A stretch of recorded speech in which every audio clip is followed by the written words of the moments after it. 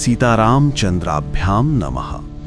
শ্রীমদ্ বাল্মীকিয় রামায়ণ বালকাণ্ড বা আদিকাণ্ড, একাদশ সর্গ। সুমন্ত্র কথিত কাহিনী শ্রবণ করে সপরিবারে রাজা দশরথের অঙ্গরাজ্যে গমন এবং সেখান থেকে শান্তা এবং ঋষ্যশৃঙ্গকে অযোধ্যায় আনয়ন। সুমন্ত্র আরও বললেন, হে মহারাজ, আমার আরও হিতকর কথা শুনুন, যা দেবতাদের মধ্যে শ্রেষ্ঠ বুদ্ধিমান সনৎকুমার ঋষিদের বলেছিলেন। তারা বলেছিলেন, ইক্ষ্বাকু বংশে পরম ধার্মিক সত্য প্রতিজ্ঞ শ্রীমান দশরথ নামে রাজা জন্মগ্রহণ করবেন। তার অঙ্গরাজের সঙ্গে বন্ধুত্ব হবে।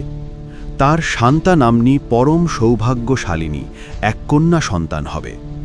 অঙ্গরাজের পুত্র রোমপাদ নামে পরিচিত মহাযশস্বী রাজা দশরথ তার কাছে গিয়ে বলবেন, হে ধর্মাত্মন, আমি সন্তানহীন। আপনার আজ্ঞায় শান্তার পতি যদি আমার পুত্রপ্রাপ্তির জন্য যোগ্য করেন, তবে আমার বংশ রক্ষা হয়। তখন রাজার অর্থাৎ দশরথের সেই অনুরোধ শুনে আত্মজ্ঞানী রাজা রোমপাদ মনে মনে চিন্তা করে পুত্রবান শান্তার পতিকে ঋষ্যশৃঙ্গকে রাজা দশরথের নিকট প্রেরণ করবেন। রাজা দশরথ ব্রাহ্মণকে সঙ্গে পেয়ে মনস্তাপ শূন্য হয়ে প্রসন্ন চিত্তে যজ্ঞের জন্য ব্যবহার্য বিষয়সমূহ আহরণ করবেন। যশাভিলাষী ধর্মজ্ঞ রাজা দশরথ পুত্রলাভের আশায় যজ্ঞ এবং স্বর্গপ্রাপ্তির জন্য সেই শ্রেষ্ঠ ব্রাহ্মণ ঋষ্যশৃঙ্গকে বরণ করবেন, তথা সেই প্রজাপাল রাজা ব্রাহ্মণ শ্রেষ্ঠের কাছ থেকে অভীষ্ট বস্তু লাভ করে নেবেন। রাজা দশরথের অমিত বলশালী, বংশের মর্যাদা বৃদ্ধিকারী এবং সর্বজনের মধ্যে যশস্বী 4 পুত্র হবে। হে মহারাজ, পুরাকালে সত্যযুগে মনুষ্যী দেবশ্রেষ্ঠ ভগবান সনৎকুমার ঋষিদের সমক্ষে এই কাহিনী বলেছিলেন। হে পুরুষসিংহ রাজা দশরথ, আপনি নিজে সৈন্য এবং রথাদি বাহন নিয়ে গিয়ে অঙ্গদেশ থেকে ঋষিকুমার ঋষ্যশৃঙ্গকে সসম্মানে সৎকারপূর্বক এখানে নিয়ে আসুন। সুমন্ত্রের কথা শুনে রাজা দশরথ আহ্লাদিত হলেন। অনুমতি নিয়ে অন্তরপুরবাসিনী মহিষীদের এবং অমাত্যদের তিনি মুনিবর বশিষ্ঠকে সুমন্ত্রের কথা শুনিয়ে এবং তার সঙ্গে নিয়ে যেখানে সেই বিপ্রবর ঋষ্যশৃঙ্গ বাস করতেন সেখানকার উদ্দেশ্যে প্রস্থান করলেন। রাজা দশরথ সহচরদের সঙ্গে যেতে যেতে পথে অনেক বন এবং অনেক নদী অতিক্রম করে যেখানে সেই মুনিশ্রেষ্ঠ অর্থাৎ ঋষ্যশৃঙ্গ অবস্থান করছিলেন, ধীরে ধীরে সেখানে উপস্থিত হলেন। অনন্তর সেখানে উপস্থিত হয়ে রাজা দশরথ রোমপাদের নিকটে উপবিষ্ট অগ্নির মতো তেজস্বী ব্রাহ্মণ শ্রেষ্ঠ ঋষিকুমারকে দেখতে পেলেন। তখন রাজা রোমপাদ বন্ধুত্বের সূত্রে প্রসন্ন হৃদয়ে শাস্ত্রোক্ত বিধান অনুসারে বিশেষ রূপে রাজা দশরথের সেবা করেছিলেন। তিনি ধীমান ঋষিপুত্রের নিকট দশরথের সঙ্গে তার বন্ধুত্বের সম্বন্ধ জানালেন। তখন ঋষিপুত্রও দশরথকে প্রতি সম্মান প্রদর্শন করলেন।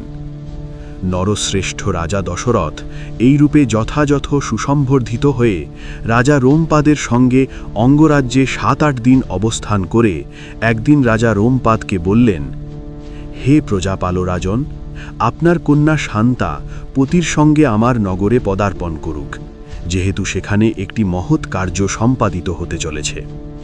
রাজা রোমপাদ তাই হবে বলে ধীমান ঋষিকুমারের যাওয়ার প্রতিশ্রুতি দিয়ে ব্রাহ্মণ ঋষ্যশৃঙ্গকে বললেন, তুমি স্ত্রীকে সঙ্গে নিয়ে যাও। রাজার নির্দেশ পেয়ে তখন ঋষিকুমার রাজা দশরথকে যাওয়ার প্রতিশ্রুতি দিয়ে বললেন, তাই হবে। ঋষিকুমার ঋষ্যশৃঙ্গ রাজা রোমপাদের অনুমতিক্রমে সেখান থেকে অর্থাৎ অঙ্গরাজ্য থেকে পত্নীসহ প্রস্থান করলেন।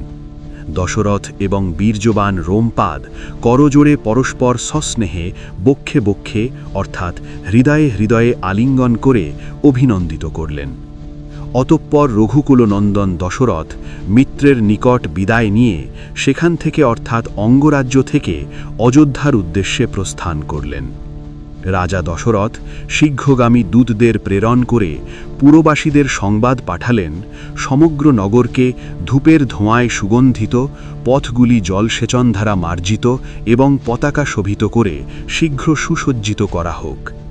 তখন পুরবাসীরা রাজার আগমন বার্তা শুনে উল্লসিত হয়ে রাজা যে নির্দেশ প্রেরণ করেছিলেন সেই সকলই যথাযথ সমাধান করেছিল। শঙ্খ ও দুন্দুভি নিনাদের মধ্যে ব্রাহ্মণ শ্রেষ্ঠকে সম্মুখে রেখে রাজা সুসজ্জিত নগরে প্রবেশ করলেন। সহস্রাক্ষ ইন্দ্রের সঙ্গে কাশ্যপকে অর্থাৎ কশ্যপ নন্দন বামনদেবকে স্বর্গে প্রবেশ করতে দেখে দেবতাদের মতোই অযোধ্যাবাসী নাগরিকরা সকলে ইন্দ্রের মতো পরাক্রমী রাজা দশরথের সঙ্গে দ্বিজশ্রেষ্ঠ অর্থাৎ ঋষ্যশৃঙ্গকে অযোধ্যায় প্রবেশ করতে দেখে উৎফুল্ল হয়েছিলেন। রাজা দশরথ ঋষিকুমারকে অন্তরপুরে নিয়ে এসে শাস্ত্রবিধি অনুসারে তার পূজা করে এবং তার নৈকট্য লাভ করে নিজেকে কৃতার্থ মনে করেছিলেন। বিশাল লোচনা অর্থাৎ ডাগর চোখ বিশিষ্ট শান্তাকে স্বামীর সঙ্গে এইভাবে আসতে দেখে রাজঅন্তরপুরবাসিনীরা সকলে প্রসন্ন ও আনন্দমগ্ন হয়েছিলেন। রাজমহিষীদের বিশেষত রাজার কাছে এই রূপে সৎকৃত বা সম্মানিত হয়ে শান্তা স্বামী বিপ্রবর ঋষ্যশৃঙ্গের সঙ্গে সেখানে কিছুদিন সুখে বাস করতে লাগলেন। মহর্ষি বাল্মীকি বিরচিত আদিকাব্য রামায়ণের বালকাণ্ড বা আদিকাণ্ড 11 সর্গ সমাপ্ত।